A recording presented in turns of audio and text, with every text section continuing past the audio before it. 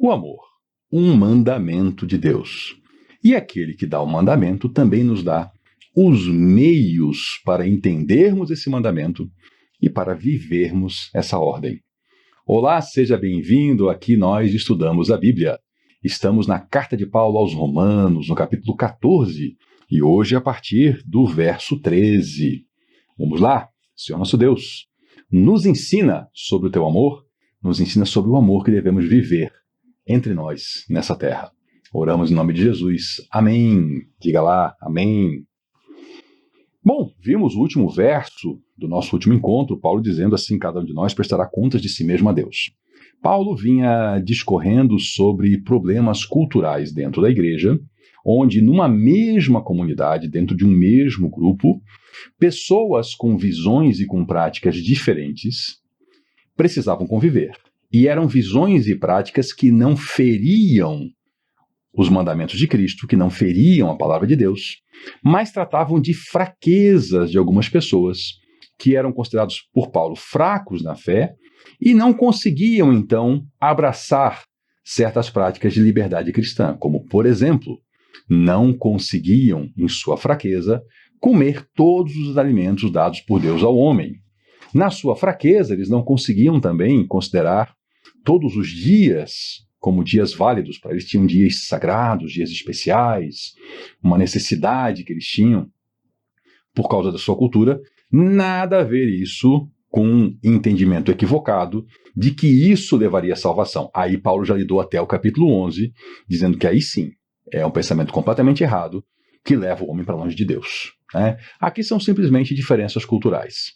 E agora ele prossegue tratando da relação entre as pessoas nessas diferenças. Portanto, deixemos de julgar uns aos outros. Em vez disso, o que a gente faz em vez de julgar?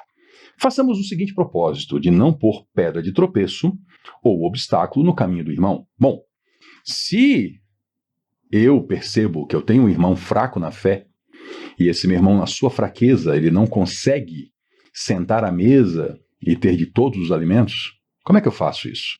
Eu vou dar um exemplo aqui de um tema que eu tratei já longamente aqui no canal, que hoje é uma fraqueza de muitos cristãos.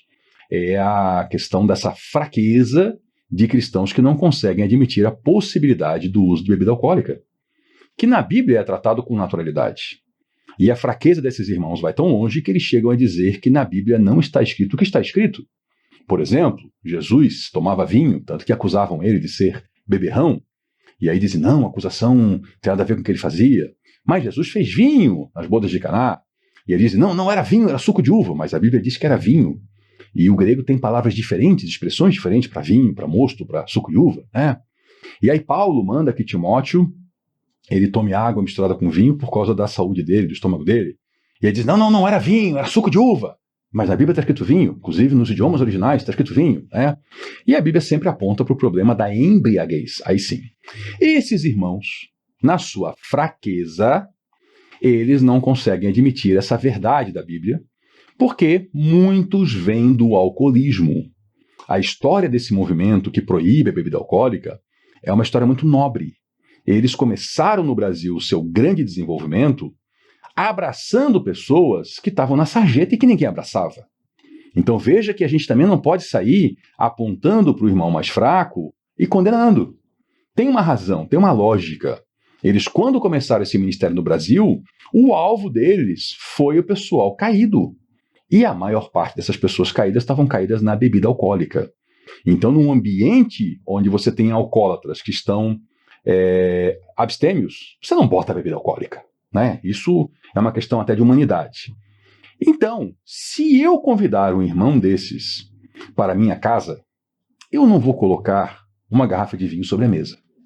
Ainda que no meu caso específico eu não colocaria mesmo, porque eu não bebo, na minha casa ninguém bebe, mas não é nada a ver com questão de religião, tá? São razões de saúde. Nós fizemos essa opção, como eu já comentei anteriormente, né? Idade chega e aí algumas decisões eu tomei para benefício da saúde. Então, nada a ver com religião, mas suponhamos, né, que eu bebesse um vinho, não colocaria, né, para não colocar pedra de tropeço. Em vez de eu julgar esse irmão, eu disse, não, eu vou ter uma camaradagem com ele. Nesse dia eu posso tomar um suco de laranja, uma água, né? Não precisa fazer isso dessa maneira. Ou diversos costumes que às vezes um grupo tem e o outro na sua fraqueza. Uma vez eu ouvi um pastor falando algo para mim inédito num país na América do Sul que ele visitou, que dentro do âmbito cristão, de uma comunidade, as pessoas não tinham nenhum problema com bebida alcoólica, mas quando ele pediu um cafezinho na casa de alguém, foi um horror. A pessoa olhava para ele assim, mas pastor, isso é droga, isso é estimulante. Né? Para isso foi um escândalo aquilo ali. Então veja que às vezes tem questões que são meramente culturais. Qual é aqui a ordenança que Paulo dá? Não julgue. Em vez disso, façamos o propósito de não pôr pedra de tropeço ou um obstáculo no caminho do irmão. Quando eu citei aqui a questão da bebida alcoólica, mesmo que seu irmão não seja um ex-alcoólatra, não seja um alcoólatra sob controle, melhor dizendo, né? Mas se ele tem essa fraqueza, se ele acha que bebida alcoólica é um negócio, não põe na mesa. Não põe na mesa, não precisa dar aquele soquinho nele, sabe, aquele chutinho assim, para maltratar, não faz isso, né? Como alguém que está no Senhor Jesus, aqui Paulo falando, né? Ele, como alguém que está no Senhor Jesus, tenho plena convicção de que nenhum alimento é por si mesmo impuro, a não ser para quem assim o considere, para ele é impuro. Paulo aqui repete o ensino de Jesus, nós vimos lá no Evangelho de Marcos, né, quando Jesus tornou puro todos os alimentos, porque ele falou, não é o que entra, o que o homem consome, que torna o homem impuro. E esse termo impuro aqui, como o termo que Jesus falou, se refere a questões religiosas, a impureza espiritual. Tá? Quando o judeu lavava as mãos, não era higiene. O lavar as mãos por higiene é um hábito muito recente, tá? Isso não tem 300 anos que a medicina passou a fazer isso e ampliou para toda a sociedade. Era uma questão cerimonial. Era como se fosse para lavar o pecado de alguém que eu toquei, ou um objeto que eu toquei que tinha pecado de alguém, entendeu? Nesse sentido. E aí também tinha um alimento puro e impuro cerimonialmente. Jesus falou que o que entra não torna o homem religiosamente, cerimonialmente impuro, mas é o que sai da boca, né? Porque é que vem do coração. Aí vem o quê? Vem palavras más, vem más coisas que são ditas sobre os outros e por aí vai. Paulo repete isso aqui, é o mesmo conteúdo. Ele fala, estou convencido como alguém que está no Senhor Jesus, ele fala plenamente convicto de que nenhum alimento é por si mesmo impuro. Tá? Repetindo aqui, não estou falando de impureza higiênica. Não estou falando aqui, por exemplo, de um alimento estragado, de uma coisa intoxicada. Aqui o tema é religião. Então Paulo fala, por si mesmo, nenhum alimento ele é impuro. A não ser para a pessoa que considera isso. Aí para essa pessoa é impuro. Então a pessoa vai lá, né? Vamos supor que eu vou receber um irmão em Cristo que ele é um judeu messiânico. Ele vem para minha casa.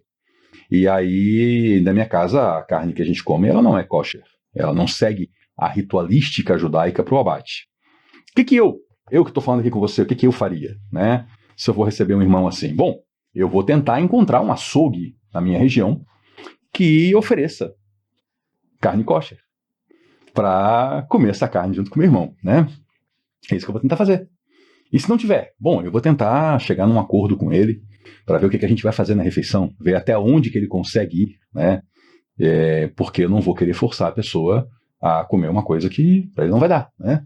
Então, a gente faz o quê? A gente tem essa camaradagem entre nós cristãos. Se o seu irmão se entristece devido ao que você come, você já não está agindo com amor. Paulo aqui novamente está falando da vida comunitária, tá? Ele não está falando de uma pessoa que quer julgar o que eu faço na privacidade, na comunhão familiar que eu tenho, que aí a pessoa quer dizer assim, não, quando você estiver lá na sua casa, eu quero que você viva assim, assim, assado. Aí não é nada a ver com o que Paulo está falando.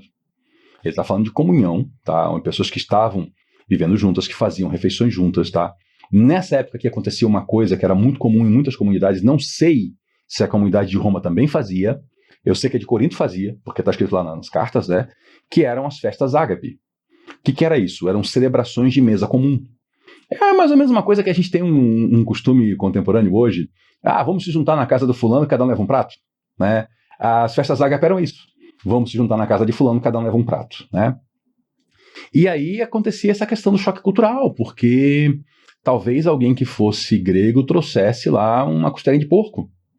E aí alguém que era judeu olhava assim e dizia, caramba, porco? Mas a gente não come porco, né? É um animal impuro. E aí vinha a resposta dessa carta, como é que um lidava com o outro, tá? Então, novamente, não tem nada a ver com gente que quer impor o seu modo de vida na sua casa, na sua família, no seu trabalho, no seu dia a dia. Que é o que acontece hoje, eu comentei no vídeo anterior, com religiões, e há mais do que uma que fazem isso, né? Que elas querem dizer o seguinte, olha, primeiro que eles dizem que salvação só debaixo do telhado deles, são exclusivistas, né? E ainda dizem que tem que guardar a lei de Moisés, que é o que Paulo combateu até o capítulo 11. Só que não é sobre guardar a lei, só que é sobre costumes culturais. E aí eles dizem, você não pode comer carne de porco porque é pecado, você é obrigado a guardar o sábado, senão você vai estar em pecado, se você trabalhar no sábado, você é obrigado a guardar os 10 mandamentos, que é por eles que você vive, e aí tudo que Paulo combateu até o capítulo 11, tá? Então isso aqui é vida comunitária, não é questão de uma religião que quer impor a sua visão a todos os seus membros, que todos sejam iguais, e que quem não está naquela religião não está salvo, tá? Aí a conversa já é outra. Tanto que Paulo, ele não aceita a imposição de que um grupo se imponha sobre o outro. Ele falou assim, tenha misericórdia. E vocês que são o grupo mais forte na fé, aí vocês têm misericórdia do grupo mais fraco. É isso que ele está falando. Se seu irmão se entristece devido ao que você come, você já não está agindo por amor. Por causa da sua comida, não destrua seu irmão por quem Cristo morreu. Quando Paulo fala destrua seu irmão, não é simplesmente aquela questão do que o irmão mais fraco vai reprovar a conduta do outro, ou vai achar errado, enfim.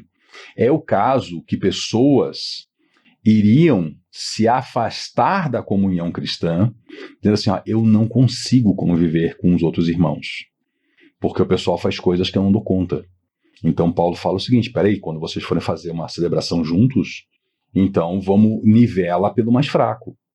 Na sua casa você é você, e você é forte, você sabe que nenhum alimento é impuro, mas gente, você vai na casa do sujeito, vamos fazer a celebração na casa dele, e aí você vai lá porque você é mais forte, você quer lá e pisar no sujeito, e quer levar uma comida que você sabe que ofende ele, aí você já não está agindo com amor. Aí você está querendo destruir aquele por quem Cristo morreu.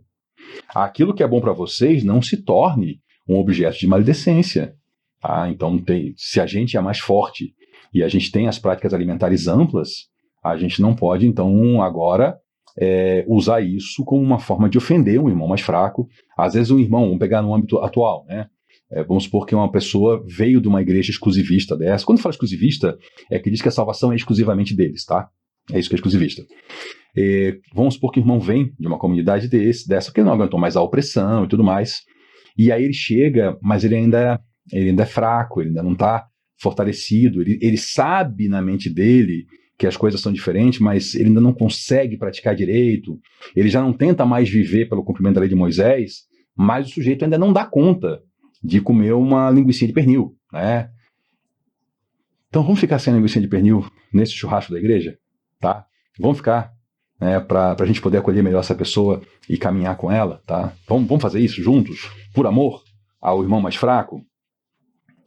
Pois o reino de Deus não é comida, nem bebida, mas é justiça, paz e alegria no Espírito Santo. De novo, o reino de Deus. Por que isso tudo que Paulo está falando? Por quê? Porque o reino de Deus não é comida, nem bebida. É justiça, paz e alegria no Espírito Santo. Então o nosso negócio não é promover a comida correta ou a bebida correta. É promover justiça, paz e alegria no Espírito Santo. E aquele que assim serve a Cristo é agradável a Deus e aprovado pelos homens. Ora, se eu, que me considero mais forte, segundo o critério de Paulo, porque eu como de tudo e considero que beber de tudo não é problema, é diferente de beber todas, tá? Eu não falei beber todas, eu falei beber de tudo. Vou pegar o exemplo, há alguns anos, tá? Alguns anos no passado, antes de eu tomar a decisão que eu queria novamente me tornar abstêmio de álcool por razões de promoção de saúde. Eu tomava bebida alcoólica e tinha algumas preferidas e algumas que eu não gostava tanto, mas para mim, né, se eu chegasse na minha casa num almoço de domingo, um amigo viesse e ele me trouxesse uma garrafa de vinho, eu tomava com ele. Se ele trouxesse uma garrafa de uísque, eu tomava com ele. Se ele trouxesse uma cerveja, aí eu era chato, tinha que ser uma boa cerveja, aí eu tomaria com ele também. Então, eu não tinha problema com isso. Só que olha que Paulo está ensinando. Bom, se naquele momento eu fosse visitar um irmão que era daqueles fracos na fé, que ainda que não fosse alcoólatra, mas bebida é do Satanás, bebida é do diabo, tal. Tem necessidade de eu pegar uma garrafa de vinho e levar para casa desse irmão? Precisa disso.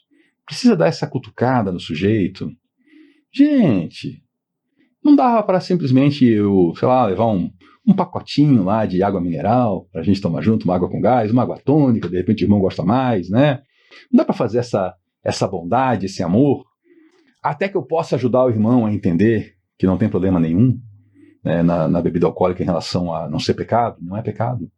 O problema é a embriaguez. Aí sim, o homem deixa de ser um ser humano dono das suas capacidades mentais, e isso é que a Bíblia fala que é errado. Então, aquele que assim serve a Cristo é agradável a Deus e é aprovado pelos homens. Porque quem na igreja ou fora da igreja, que vai dizer assim, olha, o irmão Pedrinho, ele está errado, porque quando ele foi lá na casa do irmão Chiquinho, ele não levou vinho, porque ele sabe que o irmão Chiquinho tem problema, ele devia ter levado.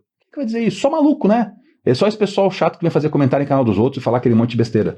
Aí esse pessoal sim, né? Mas você não, você entendeu. Você falou, não, isso é um comportamento digno, nobre, né?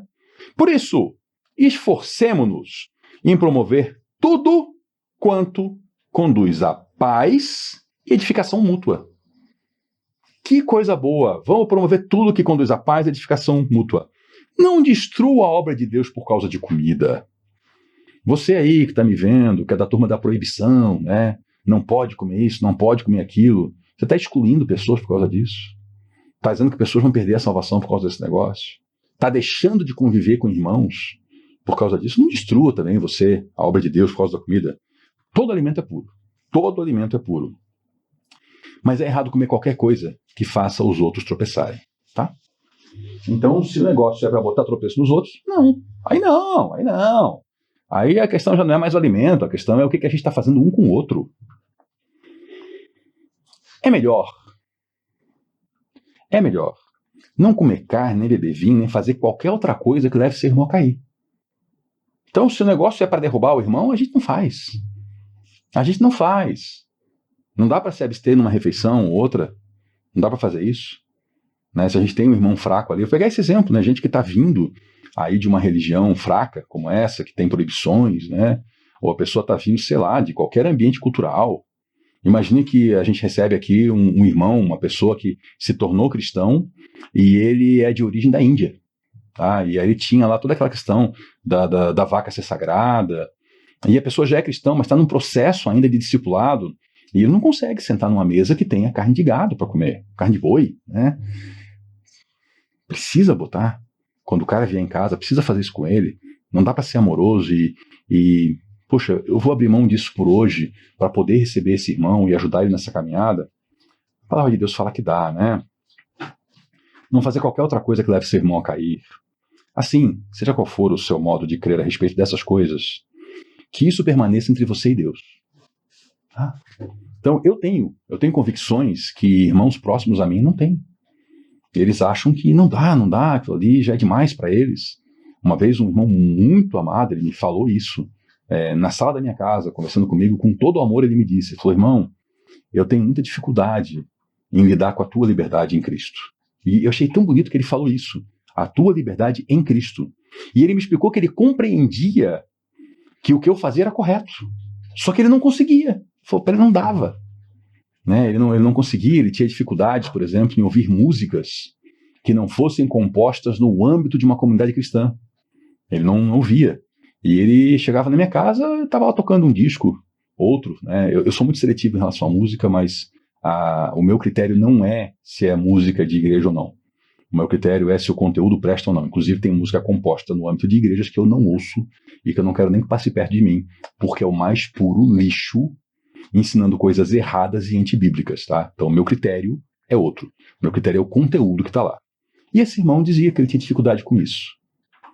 Né? Mas, ao mesmo tempo, ele dizia que na minha casa, ele queria que eu botasse os meus discos porque ele achava agradável e ele queria aprender isso comigo.